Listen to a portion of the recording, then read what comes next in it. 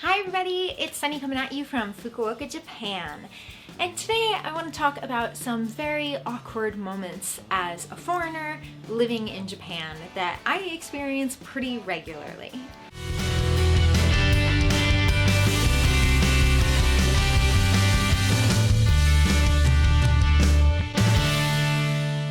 So number one, I would say, is just something that I'm very much not used to, and it's definitely a culture thing. During any event in Japan that involves people going up on stage, making speeches, speaking, and then having to go sit back down or something like that. Like Joe and I, because we're English teachers, have been to speech contests and different things, but also concerts out in a park, anything where somebody has to go stand up and talk. For me, it's really awkward because when they call the person's name, sometimes people clap, but I have a feeling that that's due to Western influence, because most of the time they don't clap.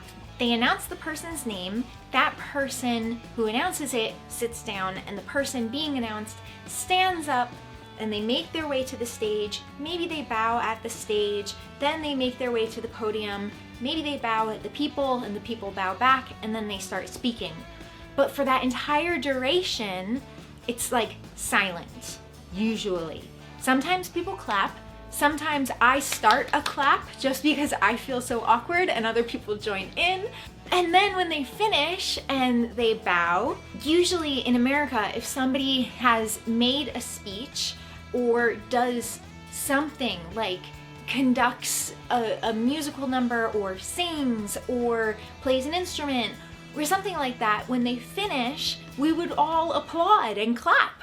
But in Japan, they bow, the audience bows, and then they descend the stage, and you wait in silence as they walk and get to their seat. And sometimes they walk all the way around a big group of people and then take their seat, and there's just silence. And sometimes I'm really impatient and I'm just like, let's go. Like while they're walking and sitting, then you can announce the next person and we can save so much time. But no, it's just sitting there in silence. And like, if I was that person, and I have been that person that has to walk, I'm very clumsy and I get really nervous when I know a lot of people are watching me. So it would make me feel a lot better if everybody was like occupied doing something rather than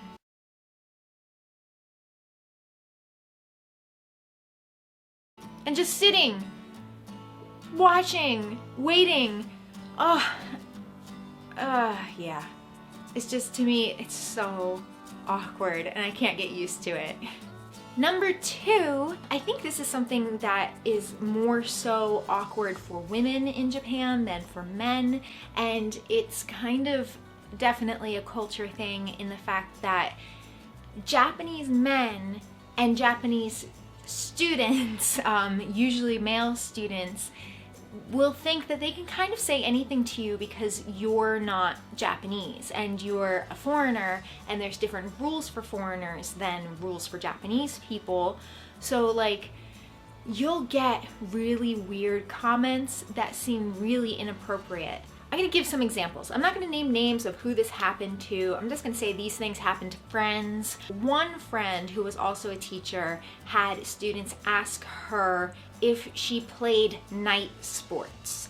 And because they didn't know the words or the way to say it, that was them asking if she had sex, if she participated in sex.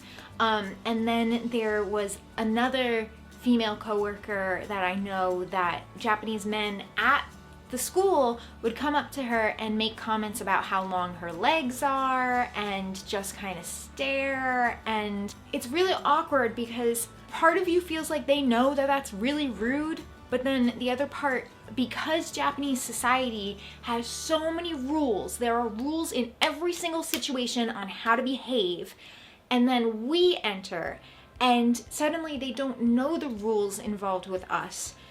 So you can kind of almost feel like bad for them in a way because they don't know what's appropriate and what's not appropriate, but it can get really awkward with some of these questions. So like some of my friends pretend like they don't understand the question, even if they were just speaking like fluent Japanese with the person. If the person asks a really inappropriate question, they'll just pretend like they don't understand and then try to make an excuse. Other people will just be like, no, that's rude, no. I don't do either of that. I get really embarrassed and really awkward, and I try to shy away from that moment, usually. Number 3 is people staring. When Tegan and Mitch came to Japan and we were going everywhere, I was still feeling super, super awkward about how many people stare, especially when you're outside of cities and people aren't used to seeing foreigners. You kind of feel like you're in a zoo, like you suddenly really understand how those animals feel because everybody's staring at you. There are children who have never seen somebody before that doesn't have brown eyes or black hair or, you know, all of those different things, and you can't blend in. They see you and they know you're not Japanese, and you just stand out and people stare. And even like when a boyfriend and a girlfriend is walking down the street together and they see me, like the boyfriend will openly stare and I'm like, your girlfriend's right there, why are you staring? And then I like glance at the girlfriend and she's openly staring too. And then you know as soon as they pass you that they are talking about you. And I've heard some comments before about the gaijin or whatever. And then number 4, in addition to the staring, some people will videotape you, and like, oh, these things, it takes getting used to. This happened a lot more to us in Okayama than here. I don't know if they're more polite here, if they're more used to foreigners here. I don't know what it is, but we used to get filmed by strangers all the time, especially when said strangers are drunk. Like, when we would go out with our friends, and maybe that's why, because we don't really go out at night that much here, but we still have done it, and we've never gotten filmed here that I've noticed. So we'll be like at a konbini at night or something like that, like grabbing a beer or something to go drink in the park or something like that, and there's a group of Japanese people, and one drunk Japanese person will be like, I took English in college, I'm gonna go to talk to those people. And they come over and talk to us, and the other friends start laughing hysterically and openly just start like filming you, and you're like, I don't want to be on your Facebook. I don't want to be on your Twitter or Instagram or any social media. Like, you know, they don't ask, like, sometimes they'll say, picture okay? Like, Ingeborg and I went to a temple one time, and there was this guy that started talking to me in Japanese and was asking, you know, who we were, what we do, what we were doing there, you know, all that stuff that I can answer. And then suddenly wanted to take a picture of Ingeborg and I, but he didn't even want to be in the picture. Usually they'll ask if they can take a picture with us, but this time he just was like, picture okay? And he took a picture of Ingeborg and I, like, oh man, it's just, sometimes that stuff is really, really awkward. I don't like my picture being taken. Okay, number 5, being caught in very polite back and forths. So Japanese people, they adhere to the rules. They're usually very, very polite in most situations. And sometimes you can get stuck in like a polite challenge. Like you're trying to show that you're really, really polite, and the other person is trying to say, no, you know, you're the guest in our country, I have to be more polite than you. And you're like, yes, but I'm a guest and I want to show you that I'm being a super polite, good person who's trying to assimilate to the culture. So a lot of the times this will happen at like doorways, and you'll be like, oh, dozo, and they're like, oh, dozo, dozo, and you're like, no, honto ni dozo, like go ahead, seriously, really, you can go. And they're like, no, no, no, no, no, you must go first, and it's like, okay. So sometimes when I don't have the patience for it, I feel like I come across as rude, but I'll be like, and I'll just go. Because I don't want to stand there forever playing that polite stand still kind of game. I've gotten stuck in that a lot, and it can get awkward. Number 6, Japanese people are not used to non-Japanese people. They're not used to foreigners, and that comes with language stuff. So I've been in a lot of situations where I'm trying my best speaking Japanese, my skill is not that high, and I ask them in Japanese to please slow down because they're just speaking really fast and I'm having a really hard time keeping up with the conversation.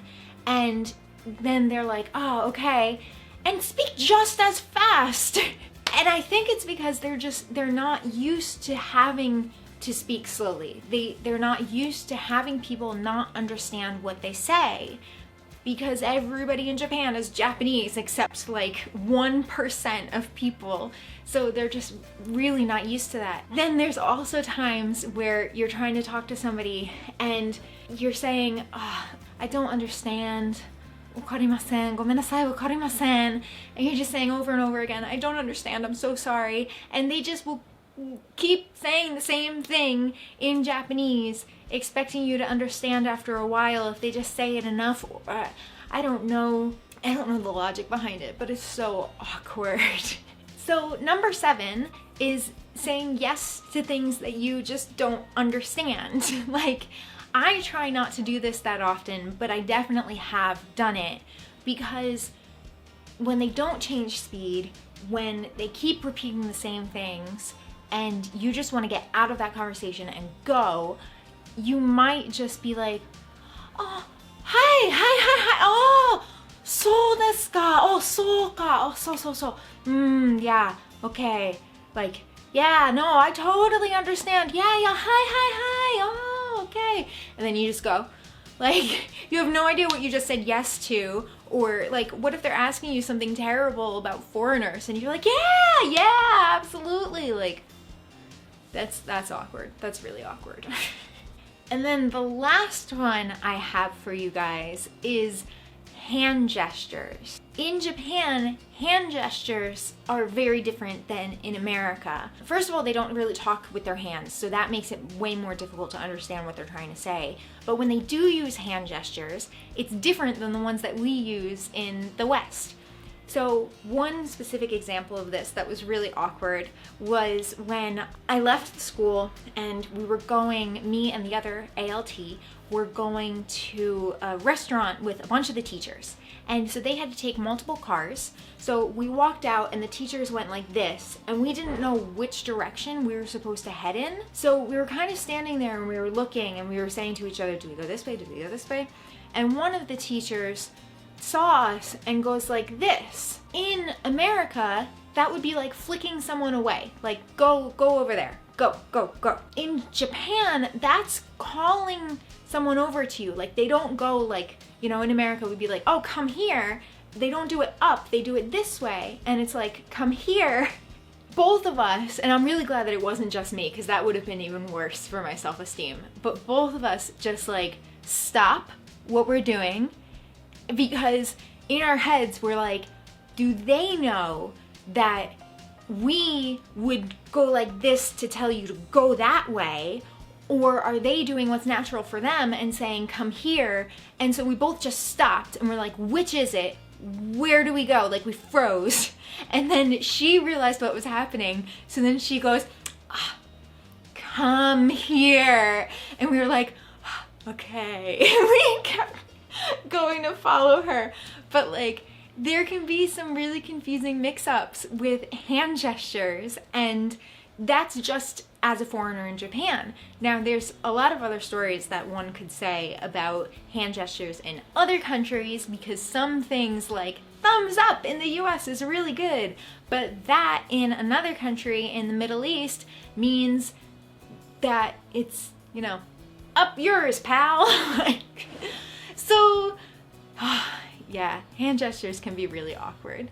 So that's my list. I had, 8 things there of really awkward moments in Japan. Thank you to my patrons on Patreon for voting for this video. I hope you enjoyed it. If you did, please hit that like button.